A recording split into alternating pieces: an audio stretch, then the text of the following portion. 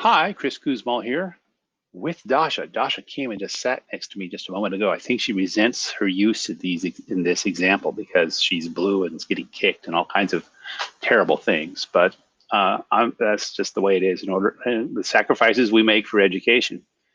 So in example 6, we have the case that for all x and there exists a y such that blue of x implies kicks of yx, which intuitively means that if something is blue, then that thing is getting kicked by something else. Okay, uh, and the actual evaluation takes the entire set of the entire implication and turns it into a disjunction.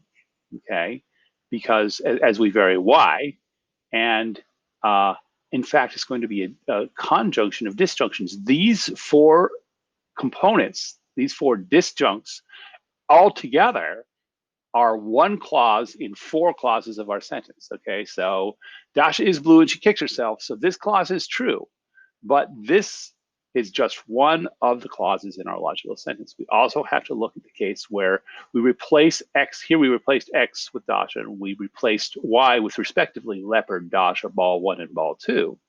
Then on the next part, the next clause, we're replacing x with leopard and evaluating. And we see the leopard is not blue. So this entire clause is true because every single one of these elements is, we only need one of them to be false in order to make this entire clause true. All right, so that's fairly easy.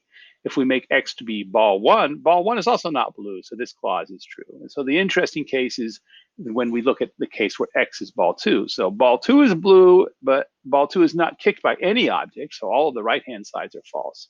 So we have one clause in here which evaluates, actually we have no clauses here that evaluates to true. All the disjuncts are false. And so the entire sentence evaluates to false as well.